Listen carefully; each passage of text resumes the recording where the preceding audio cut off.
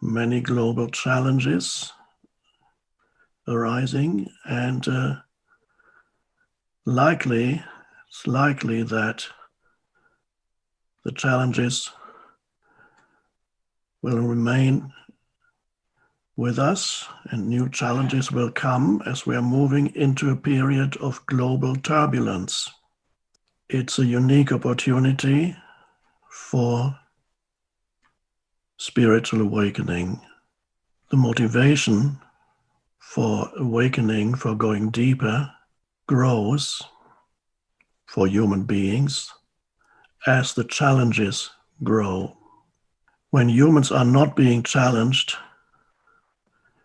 then the motivation to evolve is not there. It's lacking because you're relatively comfortable in your little comfort zone.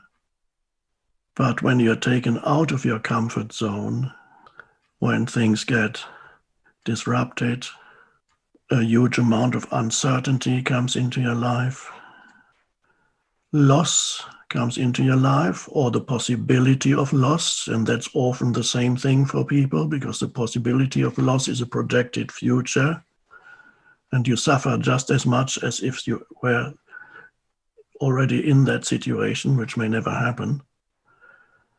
But all these things potentially become the motivating force for deep, profound inner change, for a shift in consciousness, for a step forward in the evolution of your consciousness, which is the consciousness of humanity.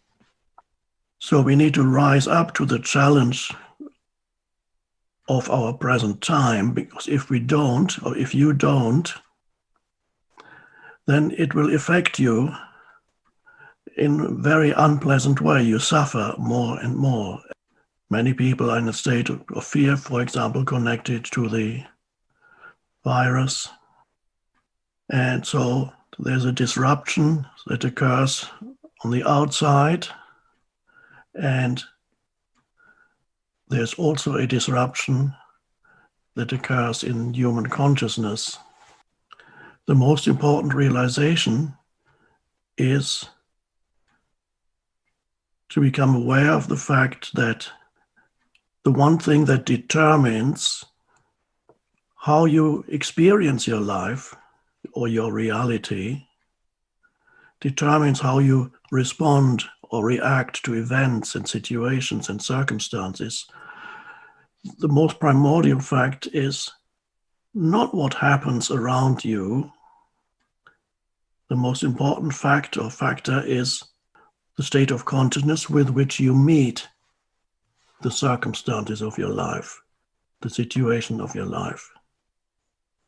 If people live unconsciously, they're not aware of this, it's very easy to become a victim of your circumstances. What does that mean?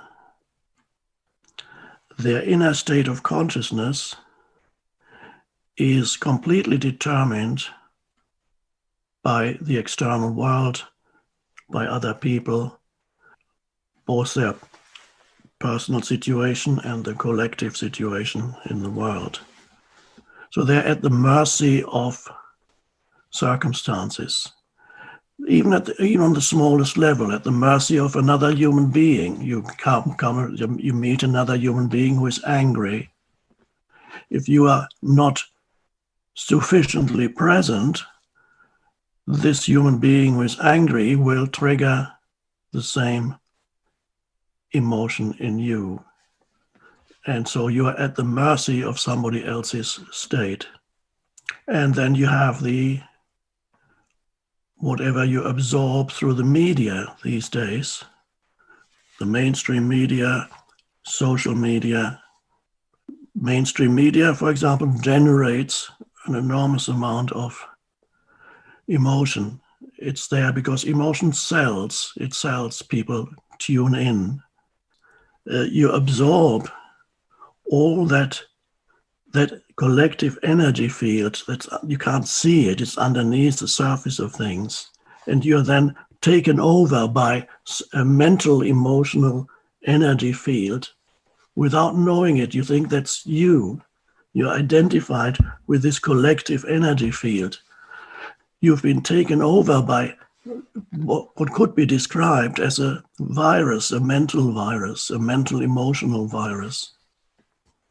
And you find yourself in a state of either fear or a state of anger or anxiety. When you identify with that state of anger or anxiety or fear, you become it, so to speak, or it becomes you. And spiritually speaking, we call that unconscious living.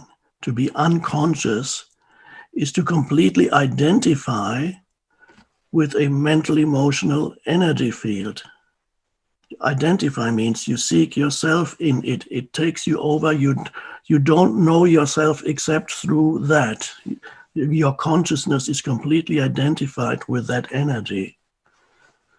And that's a terrible state to be in. Now, a state of quite normal. It's very important then when this becomes more and more unpleasant, fear grows, anger grows, then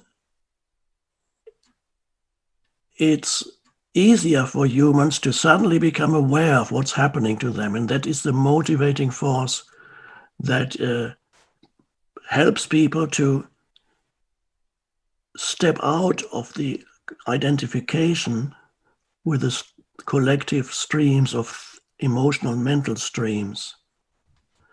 On the physical level, we have the virus that we all know about, and the equivalent of that on the mental level is a virus of destructive, negative thought forms and emotions that people get taken over by.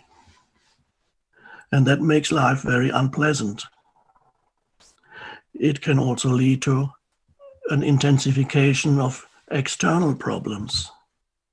When more and more people are being taken over by negative energy fields without knowing it, then they create in the external, they create whatever corresponds to their inner state of consciousness.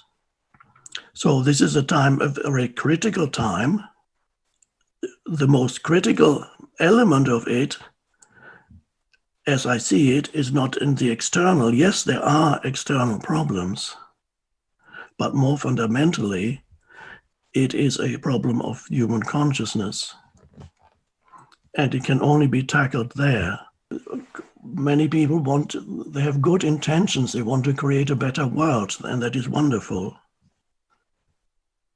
But if you neglect the causal realm, which is your consciousness, then whatever you do on the outer, you might be very angry, and out of your anger, you want to create a better world. That's dangerous. It's understandable, but it's dangerous. And creates, in Eastern terms, would say creates more karma, more suffering.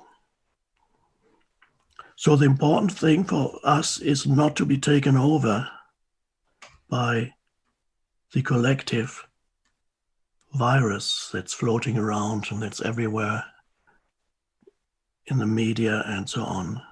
So be very vigilant.